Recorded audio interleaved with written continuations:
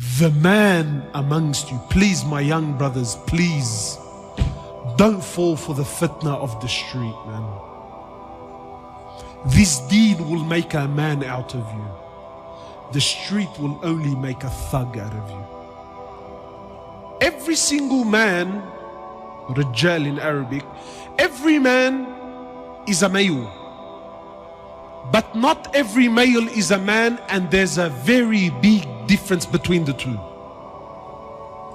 He said the Rajal amongst you, the man amongst you, is the one who, when a musibah, when a calamity happens,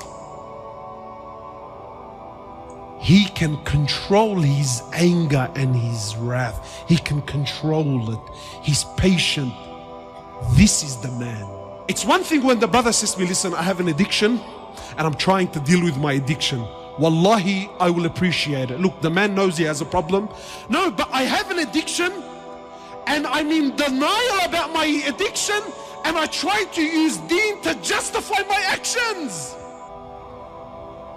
So brothers will be he'll bench press 100, 120, Allahu Alam what they're bench pressing. He'll bench press amazing weight and it's recorded and Snapchatted. But the same brother cannot lift a blanket for Fajr.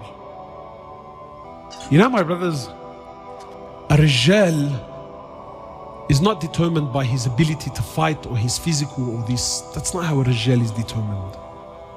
But for me, above all, a real man is realistic and down to earth and understands that you can't have the pie and eat it too. Have you heard this saying? It's an English saying. They say you can't have the pie and eat it too. Yeah, you can't have everything, brother. And we're trying to have everything. One of the ulama said that the difference between us and the Sahaba, you know what the difference between us and the Sahaba was? He said they only wanted Jannah. That's all they wanted. We also want Jannah. You see the difference? They only wanted Jannah. We also want Jannah. You see, a real man is realistic. A real man is realistic. A real man knows and understands that if I'm going to be a Rijal, see, to be a man, like I said, it's not a taru. It's not something you get.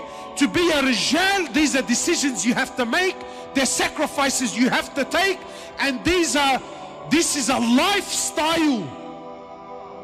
It's a lifestyle that you have to live. And a real man and a real Rijal understands that if I'm going to be a man, I can't be anything else with it. It's either a man or something else. Where am I going with this? A real man is realistic.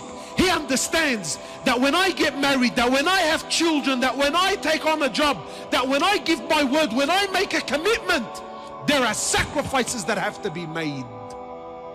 You see, today we're not men, we're boys. We're little boys that are stuck in big bodies. That's what we are, my brothers. Wallahi, forgive me. But if we're going to be honest here tonight, we are little boys that are stuck in big bodies. We like to think we're men. We like to think we're men. But when you go by the criteria of Allah and His Prophet, we're very far from it. And he's exactly what I'm saying about being realistic. We love the idea of being with a woman. Who doesn't like the idea? We love women, but no one loves to be married.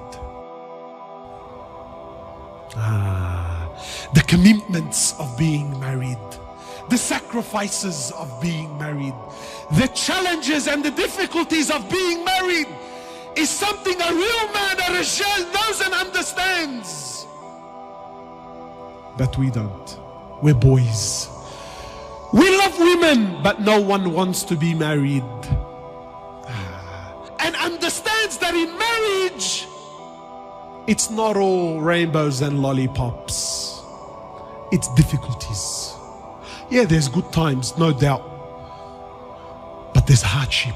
And that's why it's half your deen. It's half your faith. We love kids. But no one wants to be a father. Your ability to have children doesn't make you a man. Your ability to raise those children, your ability to father those children, that's what makes you a man, bro. We love money, but no one wants to. No one wants to work, bro. That's why drug dealing and being a runner is so appealing to the young boy. Everyone loves Allah, but no one wants deen. Brother, how can you love Allah but not have deen? No. So now there's this sick culture. Have you noticed this culture? Brother, you don't know what's in my heart. My iman is in my heart, brother. My relationship with Allah is in my heart. So now this idea of the heart, it's very poisonous. Why? Because it comes through. Brother, do you know what's in the hearts? No, I don't know what's in the heart. But really he's hiding his hypocrisy with this. Everyone claims they love the Prophet, but no one wants his sunnah. We love Jannah, but no one wants to die. Tell me, my brothers, is this the quality of a man? No, it's not the quality of a man. A man is realistic. A man is realistic. A man is honorable. You know what this ummah is suffering from, my brothers? Trust me, it's not knowledge. The alam is ocean, books, apps. Wallahi, jump on YouTube. Knowledge is there, it's abundant. What is this ummah suffering from more than anything? The biggest disease, the biggest sickness of the Muslims, the biggest calamity in the ummah. Do you know what it really is? There's no men. And you know who suffers the most when there's no men? Women and children. When there's no rijal, who suffers?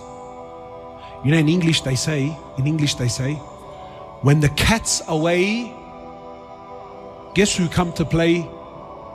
When there's no rijal, when there's no men, when the cat's away, who comes to play? The rats and the mice. No men, rats and mice. Look at our societies. When man comes together, the world comes together.